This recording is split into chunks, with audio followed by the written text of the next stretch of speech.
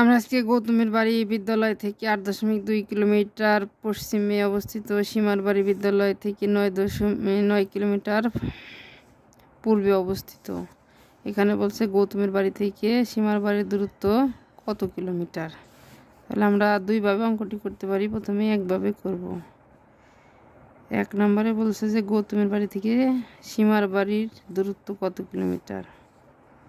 তাহলে গৌতমের বাড়ির দূরত্ব, বিদ্যালয় থেকে গৌতমের বাড়ির দূরত্ব, বিদ্যালয় থেকে গৌতমের বাড়ির দূরত্ব 8.2 কিমি অর্থাৎ কিলোমিটার। বিদ্যালয় থেকে সীমার বাড়ির দূরত্ব 9 কিমি। তাহলে মোট দূরত্ব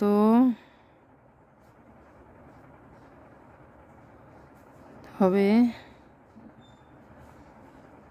যেহেতু 9-এর পরে কোনো সংযোজনের দশমিক হবে, এখানে দশমিক। আমরা যখন পূর্ণ সংখ্যাকে যোগ বা বিয়োগ করি, দশমিক না থাকে, তাহলে পূর্ণ সংখ্যার পরে দশমিক দিয়ে শূন্য দিয়ে পূর্ণ করতে হয়। 2 হকে 2 আর 9 আর 8 9 10 11 12 13 14 15 16 17 কিলোমিটার। এখন আমরা শুধু ডান পাশ গুনব। কয়টা সংখ্যা আছে? একটি সংখ্যা। ডান পাশে কয়টা সংখ্যা আছে? একটি সংখ্যা। একটি সংখ্যা পরে দশমিক দিয়ে দেবে। এটাই উত্তর। 17.2 কিলোমিটার।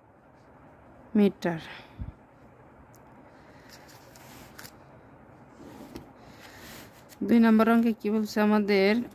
বিদ্যালয় থেকে সীমার দূরত্ব অপেক্ষা কত কিলোমিটার বেশি। এখানে আমাদের সীমার বাড়ির দূরত্ব আগে চেয়েছে, তাই আমরা সীমার বাড়ির দূরত্ব আগে লিখব। সীমার বাড়ির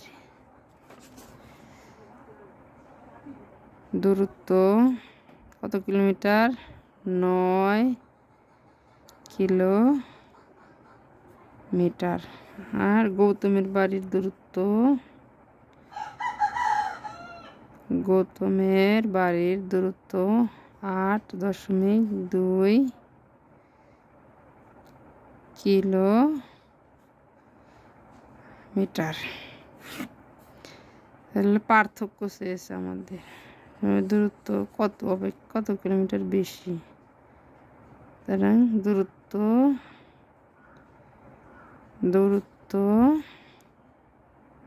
বেশি। এখন আমরা সাধারণ ভগ্নাংশের থেকে দশমিক ভগ্নাংশ যেহেতু বিয়োগ করতেছি, সেহেতু উপরে পূর্ণ সংখ্যা থাকে। পূর্ণ সংখ্যা এবং দশমিক সংখ্যা কখনো একাত্রে যোগ করা যায় না। সেক্ষেত্রে আমাদের এখানে পূর্ণ সংখ্যার পরে একটি দশমিক বসিয়ে শূন্য বসাতে হয়, তারপর আমাদের বিয়োগ করতে হয়। এখন আমরা যেহেতু দশমিক সংখ্যা এবং পূর্ণ সংখ্যা বিয়োগ করবো, এই জন্য 0.0 দিয়ে নিলাম। এখন 2 আছে, কত হলে আমাদের 10 মিলবে? 8 হলে হাতে আমার 1 মিলে এগুলো পড়লো 0। এখন আমাদের সেই একই কথা, ডান পাশে কয় ঘর আছে? 1 ঘর। যেহেতু ডান পাশে 1 ঘর আছে, তার আমরা 1 ঘর পরে দশমিক বসিয়ে দেব।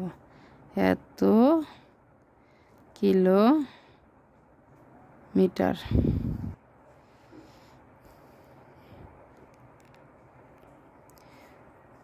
উত্তর 0.8 কিলোমিটার।